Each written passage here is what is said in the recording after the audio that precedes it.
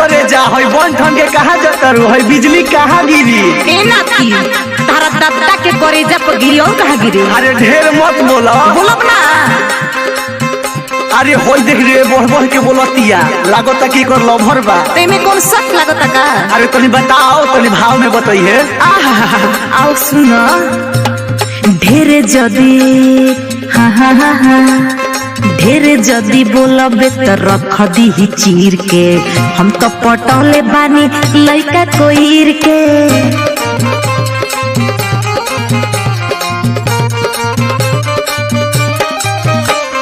हमारा आगे न चल के रंगदारी ताये से आ जाना तो करम बरियारी मांगे परी माफी तोरा गोड़ावा पगीर के हम तो पटौले बानी लइका कोईर के।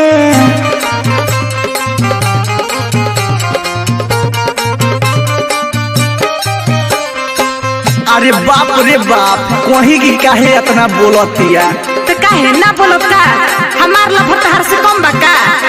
हमार तो लभर ऐसा बा कि केहू कपार में कभर पहिना दी। अच्छा तब का हो ठीक है बा दिखाओ तो देखिए लो। ठीक है बा देखते बानी देख लो अगर देख के तहर ना कपार फटे लगल तो कहियो। ढेर जदी बोलबे तो रख दी चीर के हम तो पटौले बानी लइका को ईर के।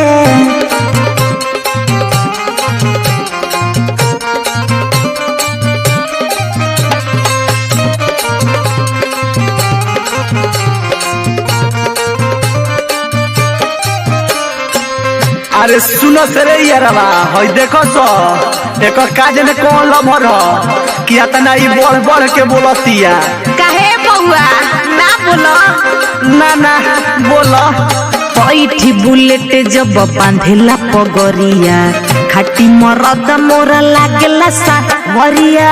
काहे बाबू बुझा तनु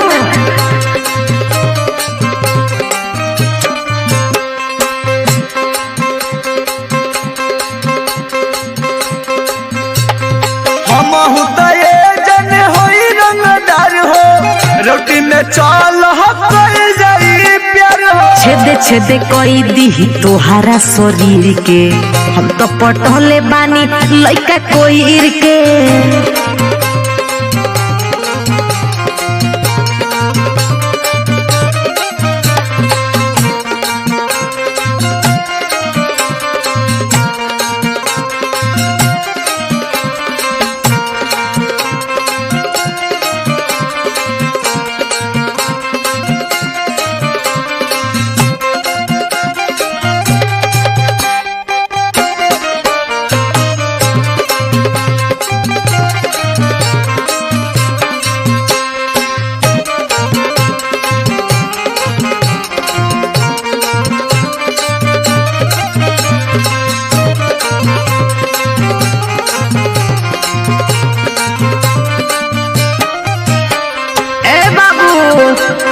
सुना ने कोई रान का मतलब बुझा लो छेद हो जाई।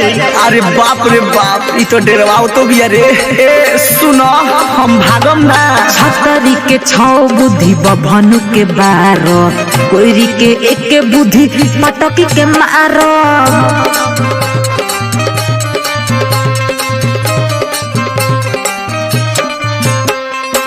देखो तहरा ले खांडू पंडू के आगे पीछे घुमावेला का बुझला।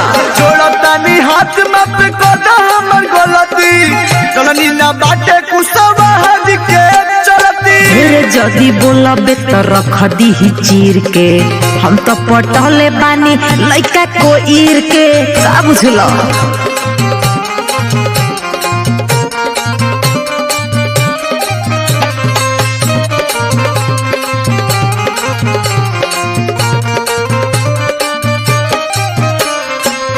माफ कर दे दादा हम सही में ना जानत रहे कि तुहार लभर कोई रान हो।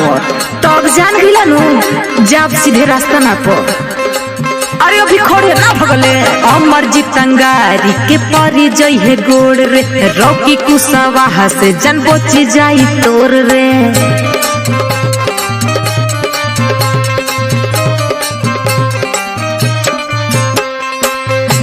अब तहार खैर वही में बानू कि जाके सीधे गोड़ा पर गिर जा।